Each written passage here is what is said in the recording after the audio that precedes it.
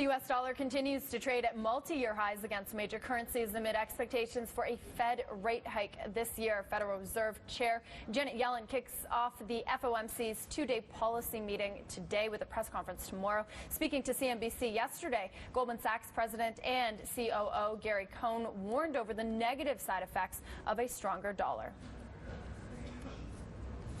Joining us now in the studio is Nigel Green, Managing Director at GPS Capital Markets. Nigel, let's kick things off with the U.S. dollar because we do have the Fed meeting kicking off. Yeah. It seems like the most crowded trade this year.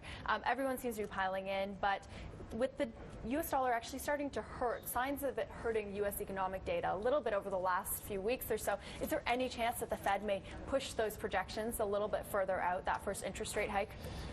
They may do, but if we look at their last meeting, they're saying that Q4 is when they think they will do interest rate hike this year, in 2015. I actually think that's what the States will do. I think the strong dollar is going to continue as we go through the year. Obviously, the oil price dropping over 50% in 2014. I think we will continue to see oil come down later this year, and I think that is going to fuel a stronger dollar. You look at cable and you look at dollar-euro. Dollar-euro's dropped 16% since last July. Cable's dropped 12%. I think we may see a slight redress in that near term, but we think longer term, as we go into Q2, Q3, we think we may see the dollar start to strengthen again. Go ahead. Well, I'm just going to point out, we wanted to play some sound. Gary Cohn, COO of Goldman Sachs, he was being interviewed by Kelly Evans of Closing Bell last night, and he basically said that given the stronger dollar, the U.S. is becoming less competitive, given that we do export a lot of services and goods. Those exports, of course, then become more expensive. That's been the big story. But, even looking at the data, exports only make up about 14% of U.S. GDP. So is there merit to that argument? I think there is merit to it because the Fed and the Treasury, they always say they don't like a strong dollar, but they'll never come and say we have a strong dollar policy.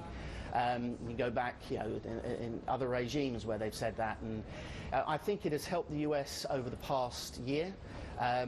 I personally think that the strong dollar will stay. I think oil, in the States you've got fracking, so their produce is getting better in the States for their own production of oil. OPEC are still putting out 30 billion the barrels. They're not changing that output. I think if that continues this year, then that's going to put pressure. Before we let you go, we've got to ask about what's going on this side of the world. And we've seen some volatility in the Swiss franc, the euro, the Swiss franc actually falling against the euro by the most since the Swiss National Bank actually took the floor away. What's going on? Is it this intervention talk? Well, you can look at it in many ways, but you'd have to think that it is. Obviously, today we can buy some 2%. For that to happen, you'd think there'd been some sort of intervention.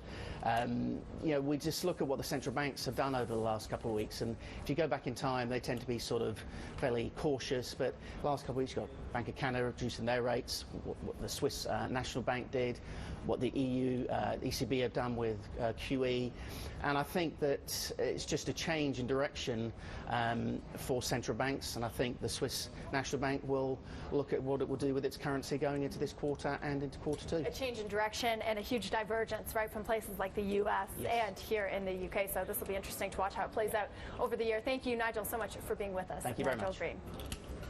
All right, let's take a